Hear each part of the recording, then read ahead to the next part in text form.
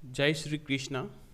मैं हूं वीरेंद्र सिंह चितारा और आप देख रहे हैं वीडी न्यूज़ एंड ब्लॉग्स। तो आज इस वीडियो में उप छठ के व्रत के बारे में जानकारी शेयर करने जा रहा हूं और उसके बाद में उप छठ के दिन पूजा के बाद सुनी जाने वाली कहानी आपके साथ शेयर करने जा रहा हूं। तो पूरा वीडियो देखें। कहते हैं कि कहानी सुनने मात्र से ही इसका फल मिलता है। तो आइए शुरू करते हैं। उप छठ का व्रत और पूजा भारतीय हिंदू विवाहित महिलाओं द्वारा पति की लंबी आयु के लिए किया जाता है। कुंवारी लड़कियां भी इस व्रत को करती हैं। कुंवारी लड़कियां अच्छे पति की कामना के लिए यह व्रत करती हैं और यह एक बहुत प्राचीन परंपरा है। भाद्रपद की कृष्ण पक्ष छठ की तिथि को उप छठ कहा जाता है। कई स्थानों पर उप छठ को चंदन षष्ठी, चांद छठ इत्यादि नामों से जाना जाता है। कहते हैं कि इस दिन भगवान श्री कृष्ण के बड़े भाई बलराम जी का जन्म हुआ था। इस दिन व्रत रखने वाली महिलाएं और कुंवारी लड़कियां संध्या के समय मंदिर जाती हैं और ठाकुर जी के दर्शन अवश्य करती हैं। रात्रि होने पर चंद्र उदय होने पर चंद्रमा को अर्घ्य देकर पूजा की जाती है और उसके बाद पूजा की कहानी सुनी जाती है। इस व्रत का बड़ा ही कठोर नियम है। इस व्रत को रखने वाली महिलाएं एवं कुंवारी लड़कियां सूर्य अस्त होने के बाद चंद्र उदय होने तक खड़े रहकर ही कहानियों का श्रवण करती हैं और इसलिए इसे उप छठ कहा जाता है। तो आइए इस व्रत की कहानी को सुनते हैं। इस कहानी के बाद गणेश जी की कहानी भी सुनी जाती है। तो आइए सुनते हैं छठ माता की कहानी। किसी गांव में एक साहूकार और उसकी पत्नी रहा करते थे। साहूकार की पत्नी रजस्वला होती थी, तब सभी प्रकार के काम कर लिया करती थी। देखिए, हमारी भारतीय परंपरा में जब कोई स्त्री रजस्वला होती है तो कुछ स्थानों पर जाना वर्जित होता है, जैसे मंदिर, रसोई, देवस्थान आदि। साहूकार के एक पुत्र था। पुत्र की शादी के बाद साहूकार और पत्नी की मृत्यु हो जाती है। अगले जन्म में साहूकार एक बैल के रूप में और पत्नी कुतिया के रूप में जन्म लेती हैं। संयोगवश यह दोनों ही अपने पुत्र के यहाँ होते हैं। साहूकार का बेटा बैल को खेत में हल जोताया करता था और कुतिया घर की रखवाली किया करती थी। समय निकलता जा रहा था। एक दिन साहूकार का स्वयं का श्राद्ध आया। श्राद्ध के दिन पुत्र ने बहुत सारे पकवान बनाए और बन रही खीर में अचानक एक उड़ती हुई चील आई और चील के मुंह में एक मरा हुआ सांप था। वह सांप अचानक चील के मुंह से छूट गया और सीधा खीर में जा गिरा। यह दृश्य कुतिया ने देख लिया। उसने सोचा, इस खीर को खाने से कई लोग मर सकते हैं। तो उस कुतिया ने उसने खीर में मुंह लगा लिया और मुंह भी ऐसे समय लगाया जब कोई देख ले। अब साहूकार के पुत्र की पत्नी कुतिया को खीर में मुंह लगाते हुए देख लेती है तो उसे बहुत गुस्सा आता है, पर उसे मालूम नहीं है कि इसमें सांप गिरा हुआ है। गुस्से में पत्नी डंडे से कुतिया को मारती है और उस मार से कुतिया की हड्डी टूट जाती है और कुतिया को बहुत दर्द होता है। रात को कुतिया बैल से बात करती हैं। कुतिया बैल से कहती हैं कि श्राद्ध तो तुम्हारे लिए हुआ है, तुमने तो भरपेट भोजन किया होगा, मुझे तो खाना भी नहीं मिला। बैल ने कहा, मुझे भी भोजन कहाँ मिला है, दिन भर खेतों में काम करता रहा। और इन दोनों की यह सब बात पुत्र की पत्नी सुन रही होती है और वह अपनी पत्नी को बताती है। पुत्र यह सारी बात जानकर सोचता है और एक दिन पुत्र एक पंडित को बुलाकर लाता है और उसको सारी घटना बताता है। पंडित अपनी ज्योतिष विद्या से पता करता है कि ये दोनों कौन हैं और पंडित को अपनी ज्योतिष विद्या से पता चलता है कि कुतिया उसकी माँ है और बैल उसका पिता है। और यह जन्म इनको ऐसी योनि मिलने का कारण है माँ के रजस्वला होने पर सब जगह हाथ लगा देना, जैसे रसोई में, मंदिर में आदि जगह पे। तो वह पंडित सारी बात साहूकार के पुत्र को बताता है और पुत्र को बड़ा दुख होता है कि पिता और माता इस रूप में इनके घर में हैं। तो वह पंडित को इसका उपाय पूछता है। पंडित जी उसे बताते हैं कि यदि कोई कुंवारी कन्या भाद्रपद्र कृष्ण पक्ष की षष्ठी का व्रत करे, शाम को नहाकर पूजा करे और बैठे नहीं, चांद निकलने पर अग्र दे और अग्नि देने पर जो पानी बैल और कुतिया को छू जाए तो फिर इनका मोक्ष हो सकता है।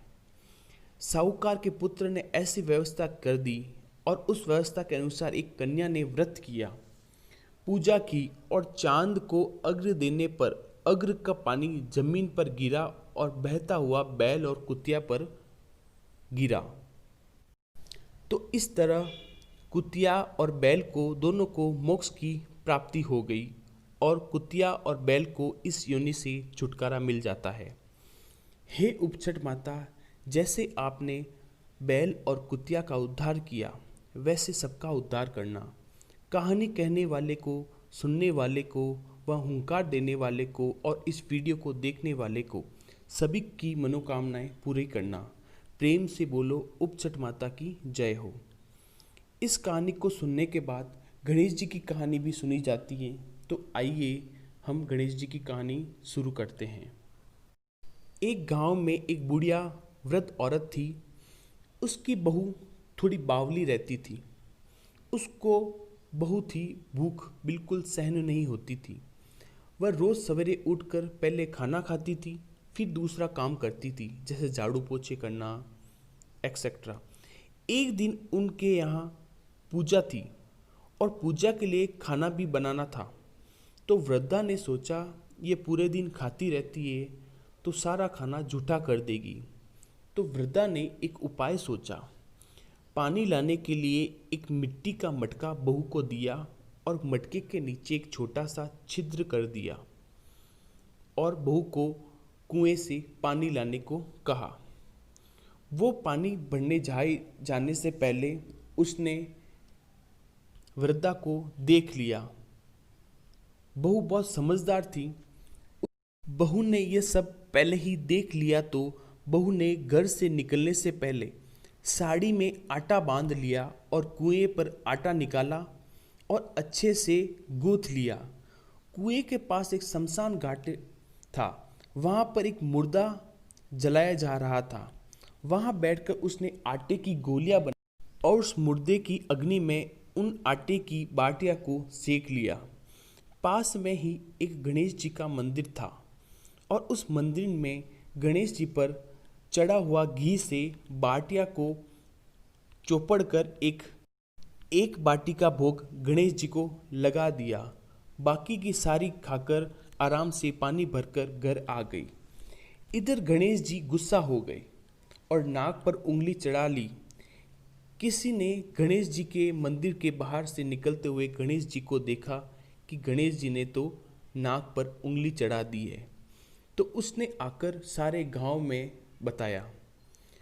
अब सारे गांव वाले गणेश जी को मनाने लगे, जैसे हवन करने लगे पाठ के द्वारा। गणेश जी नहीं माने। अब यह बात धीरे धीरे राजा तक पहुंच गई।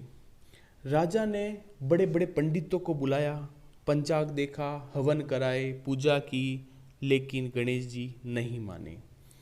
थक कर राजा ने पूरे गांव में घोषणा की कि जो गणेश जी की नाक से उंगली हटाएगा उसको 5 गांव जागीर में दिए जाएंगे। अब सब लोगों ने प्रयास किया, हवन किया, पूजा पाठ की, लेकिन गणेश जी नहीं माने। लास्ट में वृद्धा की बहू ने वृद्धा से कहा कि गणेश जी की नाक से उंगली मैं हटा सकती हूँ। तो वृद्धा ने कहा कि तू बावली है, कैसे हटाएगी। तो किसी ने कहा कि इसको प्रयास करने दो। तो वृद्धा ने कहा तू भी करके देख ले एक बार। बहू ने कहा मेरी एक शर्त है, मेरे घर से लेकर गणेश जी के मंदिर तक पर्दा लगाना पड़ेगा। तो लोगों ने कहा ठीक है, पर्दा लगा दिया जाएगा। तो लोगों ने पर्दा लगा दिया। अब बहू घर से निकलने से पहले उसने कपड़े धोने वाली मोगरी को गणेश जी के मंदिर ले गई छुपाकर, और मंदिर में जाकर वह दोहना निकाला और गणेश जी को कहने लगी कि आटा मैं अपने घर से लाई, पनगढ़ पर आटा गूथा, मरा मुर्दा को आग में उसे सेका, आपकी तौंद से थोड़ा सा घी क्या ले लिया, आप तो नाक पर उंगली चढ़ा ली, अब नाक से उंगली हटा रहे हो या नहीं। तो गणेश जी को डर लगने लगा कि सोचा कि यह तो बावली है, तो गणेश जी ने एक झटके में नाक से उंगली हटा ली। अब पूरे गांव में बहू की जय जयकार होने लगी। राजा ने भी 5 गांव उसको जागीर में दे दिए। इसलिए कहते हैं कि हे गणेश भगवान, जैसे आपने उस वृद्धा की बहू का भला किया, वैसे ही संसार में सभी व्यक्तियों का भला करें। बोले श्री गणेश भगवान की जय। अब हम इस वीडियो को यहीं विराम देते हैं। आशा करते हैं कि आपको ये वीडियो अच्छा लगा होगा। तो यदि आपको ये वीडियो अच्छा लगा है, यह पारंपरिक पौराणिक कहानी आपको अच्छी लगी है, तो इस वीडियो को लाइक ज़रूर करें।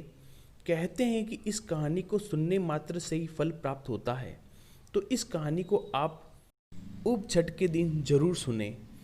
इस वीडियो को सुनने के बाद अगर आपने हमारा चैनल को सब्सक्राइब नहीं किया है तो सब्सक्राइब करना ना भूलें और वीडियो को शेयर करना ना भूलें। तो प्रेम से बोलो उप छठ माता की जय हो, श्री गणेश भगवान की जय हो। जय श्री कृष्ण। धन्यवाद।